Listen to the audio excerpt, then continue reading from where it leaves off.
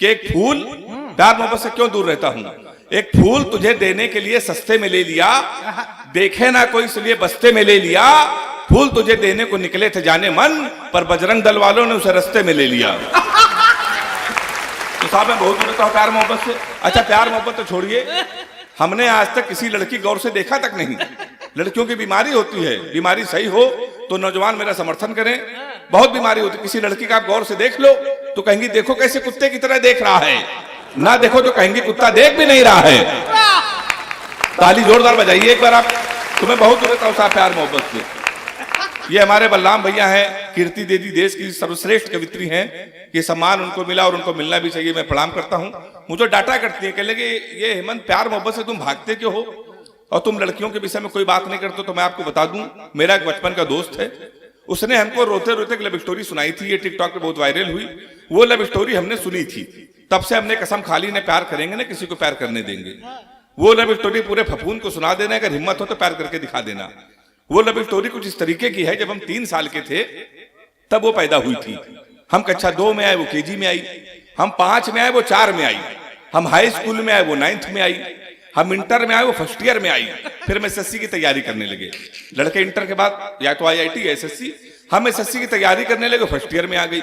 हम एसएससी की तैयारी कर रहे थे, वो इंटर में आ गई। हम एसएससी की तैयारी कर रहे थे, वो बीए में आ गई।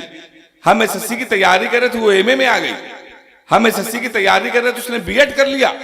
हम एसएससी की तैयारी कर रहे थे, उसने एमएड कर लिया। हम एसएससी की तैयारी कर रहे थे, उसने एमफिल कर ली। हम एसएससी की तैयारी कर रहे थे, उसने पीएचडी कर ली। हम एसएससी की तैयारी के तो प्रोफेसर बन गई। शनिवार को उसकी शादी, इतवार को हमारा एसएससी का पेपर है। अब हिम्मत हो तो प्यार करके दिखा देना साहब। तो साहब तो मैं प्यार मोहब्बत से बहुत दूर रहता हूं। शशि भैया ने बताया लोग हम लोगों को आधा पागल समझते हैं और ये बात बिल्कुल सच है। अब सही हो गया। तो हम लोगों के साथ शादी बहुत मुश्किल में होती। मेरे तमाम रिश्ते तो इसलिए निपट गए कि मैं हाथ से कभी कोई सीरियस लेता ही नहीं है। एक रिश्ता हमारे आया तो लड़की की माँ ने हमारी माँ से पूछा लड़का क्या करता है। हमारी माँ ने कहा कवि है। बोले उनके पिताजी क्या करते हैं। बोले वो भी कवि। बोले उनके पिताजी। बोले वो भी कवि। बोली क्या घर में कोई इंसान नहीं है। रिश्ता लौट गया। 1 महीने बाद फिर एक रिश्ता आया। फिर लड़की के माँ ने पूछा लड़का क्या करता है। हमारी माँ ने कहा कवि। उन्होंने शादी मंजूर। अच्छा कवि के नाम से कई रिश्ते लौट गए थे। हमारी माँ ने कहा मंजूर क्यों। वो बोली जोड़ी बहुत अच्छी रहेगी, आपका लड़का कवि, हमारी लड़की पागल है। तो तमाम रिश्ते हमारे लौट गए। अवस्थी जी बैठे हैं, हमसे फोन करके पूछते थे बेटा तुम्हारी शादी लटक रही हो क्यों नहीं रही है। तो एक दिन हमारी शादी हो गई। हमारे पिताजी ने लखनऊ में एक लड़की को पसंद किया और उनका सुबह 11 बजे लड़की को देखने चलना है। 11 बजे तुम तैयार हो जाना।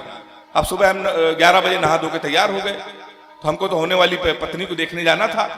तो 11 बजे फोन आया, कहने का बेटा ऐसा है हमको ऑफिस में काम आ गया है, तुम अकेले जाके लड़की को देख आओ और पहली बार होने वाले ससुराल जा रहे हो, खाली हाथ मत जाना, कुछ लेके चले जाना। अब हम उत्तर प्रदेश के, हम कट्टा लेके पहुंच गए।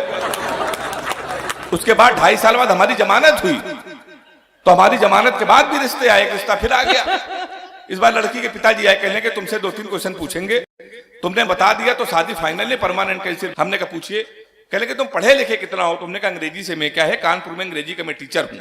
बोले अंग्रेजी आती है। मैंने कहा धारा पर आती है। बोले अंग्रेजी बोल लेते हो। मैंने कहा बोल लेता हूँ। बोले ABCD आती है। अब मैं अंग्रेजी का टीचर, हमसे पूछ रहे ABCD आती है। हमने कहा आती है। कह रहे आती है तो छोटी ABCD सुनाओ। यहाँ तालियां आती हैं तो साहब कहाँ सुनाते हैं छोटी ABCD। कहने लगे तुम अंग्रेजी में फेल, गणित आती है। हमने कहा आती है। कहने के 41 का पढ़ा सुनाओ। हम उसमें फेल। कहने लगे आखिरी क्वेश्चन पूछ रहे बता दिया तो फाइनल नहीं, परमानेंट कैंसिल। हमने कहा पूछिए। कहने लगे हिंदुस्तान में सबसे बड़ा कांड क्या हुआ। हमने कहा जलियांवाला बाग। बोले वेरी गुड, ये कब हुआ था। हमने कहा 1919 में। बोले इसमें हुआ क्या था। हमने कहा अंग्रेजों ने हमारे 1000 आदमियों को मार दिया था। हमसे कहने लगे सबके नामों पते बताओ। तो हमारी वो शादी भी कैंसिल। फिर एक दिन हमारी शादी हो गई। शशिकांत भैया आए थे मध्य प्रदेश से हमको आशीर्वाद देने, मनोज भैया, तेज दादा, सभी लोग आए थे। बिल्कुल सच्ची घटना आपको बता दूं, भारत और पाकिस्तान का मैच था क्रिकेट का और हमारी शादी। भारत और पाकिस्तान का जब मैच होता है तो पूरे देश में कर्फ्यू ऐसा माहौल लग जाता है। तो हमने पिताजी से कहा आज के दिन शादी ना करिए, पूरा हिंदुस्तान मैच देख रहा हमारी, आप शादी करो। नहीं माने कर दी। भारत और पाकिस्तान का सेमीफाइनल मैच, हमारी शादी। हमारे कुछ कानपुर के दोस्त हमारी बारात में डांस कर रहे थे, कान में मोबाइल लगा के भारत पाकिस्तान सेमीफाइनल मैच की कमेंट्री भी सुन रहे थे। दोनों का हम एक साथ कर, बारात में डांस कर रहे, कान में मोबाइल लगा कमेंट्री सुन रहे। हम दूल्हे के बिन सजे थे, घोड़ी के ऊपर बैठे थे। जैसे बारात में पहुंचने वाले थे, एक लड़का घूम के हमारी तरफ चिल्लाया, बोला छक्का। हम डर गए साहब। हमने कहा कहा छक्का? तो कहने लगा विराट कोहली ने मारा है। तो हमने कहा कोहली ने मारा तो हमारी तरफ क्यों देख रहे हो? शादी के पहले दिन छक्का कह रहा। व्यवस्थित जी आ रहे, भी बारात में हमें आशीर्वाद देने आए थे, देख लीजिए आप। कहने लगा विराट कोहली ने मारा। तो हमने कहा विराट कोहली ने मारा तो हमारी तरफ क्यों देख के कह रहे हो? 2 मिनट बाद पता चला इंडिया मैच जीत गई। किसी ने खुशी के मारे घोड़ी के नीचे सुतली बम रख दिया। अब वो बम फटा तो घोड़ी भागने लगी, हम भी भागने लगे। हमने चलती घोड़ी से पिताजी को फोन मिलाया। हमसे बोले कहां हो बेटा? हमने कहा पिताजी भाग रहे हैं। बोले किसके साथ?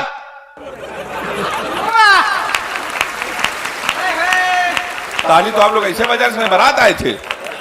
हमने कहा घोड़ी के साथ। बोले बे शर्म नहीं आती, भागना तो किसी लड़की के साथ भाग जाते।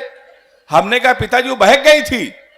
कहने लगे आज घोड़ी बहकी है, कल को गधी बहकी तो उसके साथ भाग जाओगे। उन्होंने वैसा मोबाइल बंद कर लिया। 1 हफ्ते लगातार हम भागते रहे। हफ्ते 12 जब को होश आया तो हमने अपने आप को जंगल में पाया। वहां 4-5 आदमी खड़े थे। हमने कहा कानपुर का पता बता दो ना, बीबी को विदा कराना है। तो उन्होंने कहा देखो ऐसा है, हमारे यहाँ रामलीला का पाठ चल रहा है। ये राम है, ये लक्ष्मण है, सूप नखा का रोल जिसे करना था नहीं आया, तुम सूप नखा का रोल कर लो। हमने कहा इसमें क्या करना पड़ेगा? बोला नाक कटवानी पड़ेगी। हमने कहा वो तो कट चुकी है। हमने उनकी बात मान ली। रात भर सूप नखा का रोल किया। सुबह 4 बजे हमारी आंख खुले, हमारे असली कपड़े गायब, वहां के आदमी गायब। सूप नखा के ड्रेस में पैदल हम अपने घर पे। हमारे पिताजी छज्जे के ऊपर खड़े थे। हमने कहा पिताजी पहचाना? उन्होंने हमारी मां से कहा इसको कटोरा आटा दे दो। हमारे पिताजी नहीं पहचान पाए। हमने आपके पुत्र हैं। बोले बेवकूफ मत बनाओ, हमारे 2 ही पुत्र हैं, एक इंजीनियर है, नाक कटवा घोड़ी के साथ भाग गया है। हम ससुराल के तो हमारे साले ने भगा दिया। हमारे घर के सामने पुलिस थाना, पुलिस को हमारी जरूरत का पड़ जाए इसलिए हमने घर थाने के सामने ले लिया। तो हम थाने गए तो एसपी साहब बैठे थे। हमने उनके पैर छुए। हमने कहा हमारे साले खिलाफ FIR लिख लीजिए। कहने के तुम ही हेमंत पांडे हो? हमने कहा हाँ। कहने के तुम्हारे नाम पहले से FIR है घोड़ी के अपहरण की। तुमको 2 दिन का समय देना है, घोड़ी नहीं तो तुम जेल चले जाओगे। उत्तर प्रदेश का बड़ा व्यंग एक टिप्पणी में कर रहा हूं। टिप्पणी समझ में आ जाए तो हाथ उठा के ताली बजा के बताना मेरी टिप्पणी समझ में आई। हमने उनके पैर छुआ। हमने कहा घोड़ी ढूंढ लाइए। कहने के पुलिस का काम है घोड़ी ढूंढना। हमने कहा ढूंढ लाइए। कहेंगे पुलिस के इतने बड़े अधिकारी घोड़ी ढूंढना है। हमने कहा एसपी साहब भैंस तो आप ढूंढ लाए थे।